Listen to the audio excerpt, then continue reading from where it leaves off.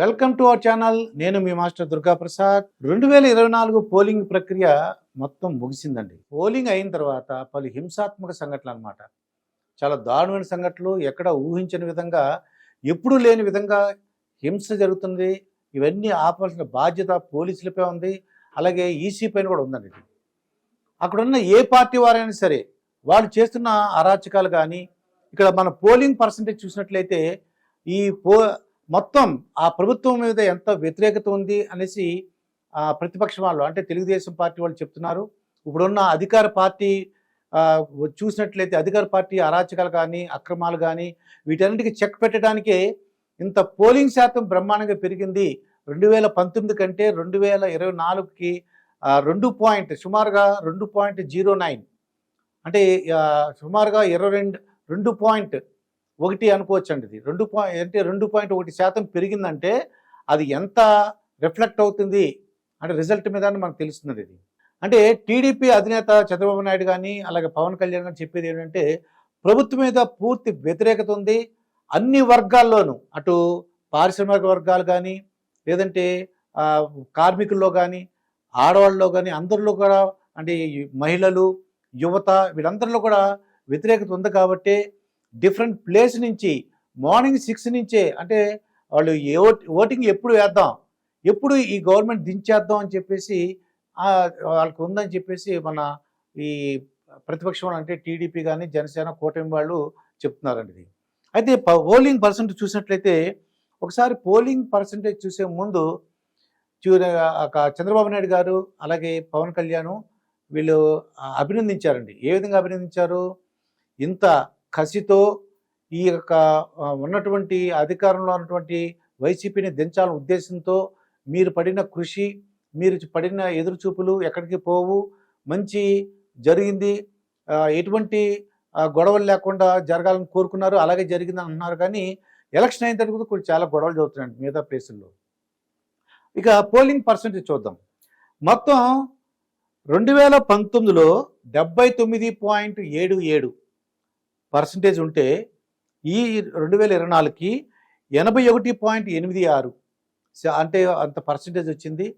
ఇక అత్యధికమైనటువంటి ఏదంటే ఓటింగ్ జరిగింది అసెంబ్లీ పరంగా చూసుకున్నట్లయితే దర్శిలో అత్యధికంగా జరిగిందండి. ఎంత వచ్చింది? 90.91 ఇంత పర్సెంట్ వచ్చింది. మరి ఎక్కడ తక్కువ వచ్చిందంటే తిరుపతి, ఆ వెంకటేశ్వర స్వామి ప్లేస్లో ఉన్నటువంటి ఆ తిరుపతి అసెంబ్లీ కాన్స్టిట్యున్సీలో 63.32% మాత్రమే వచ్చింది. ఇక లోక్సభ చూసినట్లయితే లోక్సభలో ఏ నియోజకవర్గానికి ఎక్కువ వచ్చిందంటే ఒంగోలు అండి. 87.06% వచ్చింది. ఇది హైయెస్ట్ అనమాట అండి. మరి తక్కువ ఈ ఎంపీ దానిలో తక్కువ ఏది వచ్చిందంటే విశాఖపట్నం వచ్చింది 71.11. ఇక ఓట్ల సంగతి చూద్దామండి. ఇది పురుషుల ఓట్లు ఎన్ని ఉన్నాయి, అలాగే మహిళల ఓట్లు ఎన్ని ఉన్నాయి, థర్డ్ జెండర్స్. మన ఆంధ్రప్రదేశ్లో మహిళల ఓట్లే ఎక్కువ ఉన్నాయండి. ఇన్నోళ్ళు చూద్దాం ఒకసారి. ఇది పురుషుల ఓట్లు అయితే 1,64,30,359 ఓట్లు ఉంటే పురుషులకి, ఇక మహిళలకి 1,69,08,684 అంటే సుమారుగా ఒక 5 లక్షల వరకు తేడా ఉందండి. ఇది మహిళలకి పురుషులకి. ఇక ట్రాన్స్జెండర్స్ అయితే 1,517 అండి. ఇది మరి పోస్టల్ బ్యాలెట్ చూసినట్లయితే 4,44,216 అత్యధికంగా ఎప్పుడు లేని రికార్డు. అసలు ఏంటంటే ఈ పోస్టల్ బ్యాలెట్లు ఉద్యోగస్తులందరూ కూడా ఎంతో ఉత్సాహంగాను, అంటే దీన్ని బట్టి మనకు అర్థమవుతుంది ప్రభుత్వం మీద వ్యతిరేకత ఉందని వాళ్ళు అంటుంటే, లేదు మేమంటే చాలా ఇష్టం కాబట్టి వాళ్ళు అంత ఉత్సాహంగా ఓట్లు వేశారని చెప్తున్నారు. 80% వరకు ప్రతిపక్ష వాళ్ళు పడితే ఒక 20% మాత్రమే అధికార పార్టీలో ఉంటే వైసీపీ పడుతుందని అంటున్నారు. చూడాలి ఏం జరిగింది మరి. అలాగే హోమ్ ఓటింగు 53,573 అండి. అంటే 80 సంవత్సరాల పైన పడిన వాళ్ళకి ఈసారి అవకాశం వచ్చింది, ఇంటికి వెళ్ళి ఓటింగ్ చేయించుకునే అవకాశం వచ్చింది. అయితే మొత్తం పోలైనవి అంటే ఏమిటి?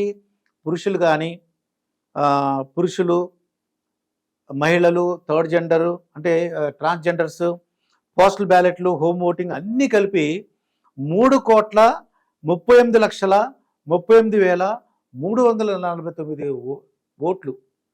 అంటే సుమారుగా 3,40,00,000 అనుకోవచ్చండి సుమారుగా. ఇక ఇవన్నీ చూసినట్లయితే మరి రిజల్ట్ ఏ విధంగా ఉండబోతుంది? వీళ్ళు వైసీపీ వాళ్ళు ఏమంటారంటే ఎన్నో పథకాలు మేము ప్రవేశపెట్టాము, చాలా ప్రజలకి చాలా ఇష్టపడ్డారు, విద్య, వైద్యం ఇవన్నీ కూడా మేము చాలా మార్పులు తీసుకొచ్చాం, ఖాళీలు తీసుకొచ్చాము, అలాగే ఇంటర్నేషనల్ భోగాపురం ఇంటర్నేషనల్ తీసుకొచ్చామని చెప్తున్నారు. కానీ మరి ప్రతిపక్షం వాళ్ళు ఏమన్నారు, మీరు రాజధాని గురించి ఏంటి మాట్లాడట్లేదు, రాజధాని గురించి మీరు దాన్ని 3 రాజధానులు చెప్పి ఏది కూడా మీరు నిర్మించలేకపోయారు. అలాగే విశాఖపట్నంలో అది విశాఖపట్నం అంతా కూడా మీరు భూ దందా చేశారని చెప్పి. ఇదే కాకుండా ల్యాండ్ టైటిల్ యాక్ట్ దీనివలన కూడా చాలా ఎలక్షన్లో ఈసారి నెగిటివ్, అంటే వీళ్ళు ఒకరికొకరు దాన్ని విమర్శించుకునేలా చేశారండి. ఇది ల్యాండ్ టైటిల్ యాక్ట్ వలన మీకు వైసీపీకి నష్టం చేకూరుతుందని చెప్పేసి ప్రతిపక్షం చెప్తున్నారు. మెయిన్ మొత్తం అంతా కూడా ప్రజల్లో మార్పు వచ్చింది. అంటే ఆ పాస్ పుస్తకాల మీద అన్నిటి కూడా జగన్మోహన్ రెడ్డి గారి ఫోటో ఉండటం, అలాగే ఫోటో అంటే ఏదన్నా రిజిస్ట్రేషన్ జరిగినప్పుడు వాళ్ళు ఒరిజినల్ కాపీ కాకుండా ఫోటో స్టాట్లు ఇస్తున్నట్టుగా వాళ్ళకి అర్థమైందండి. ఇది దీంతో పూర్తి వ్యతిరేకత వచ్చింది. ఇది ఎంతవరకు ప్రజల్లోకి వెళ్ళింది?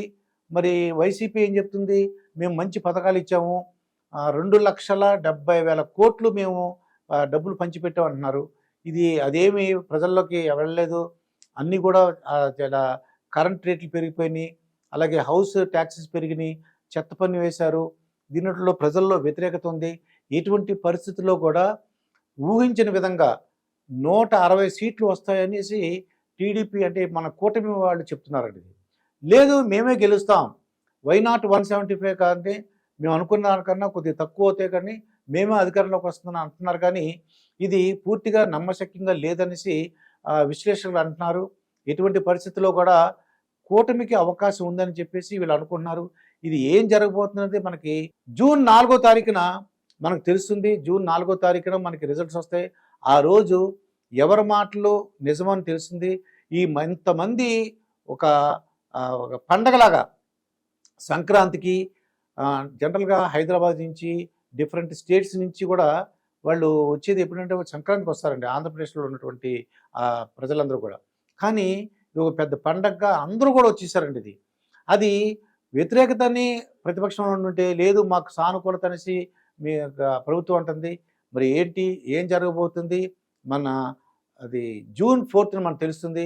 అధికారంలో ఎవరు చేపట్టబోతున్నారు, ఎవరు అధికారాన్ని కోల్పోతారు, ప్రతిపక్ష హోదా ఉంటుందా, లేదంటే ప్రతిపక్షం ఉన్న వాళ్ళు అధికారంలోకి వస్తారా, అధికారం ఉన్న వాళ్ళు ప్రతిపక్షంలోకి వెళ్తారా, వాళ్ళకి ఎన్ని సీట్లు వస్తాయి, ఇవన్నీ కూడా చూద్దాం. మరొక వీడియోతో మీ ముందుంటాను. మీ మాస్టర్ దుర్గాప్రసాద్.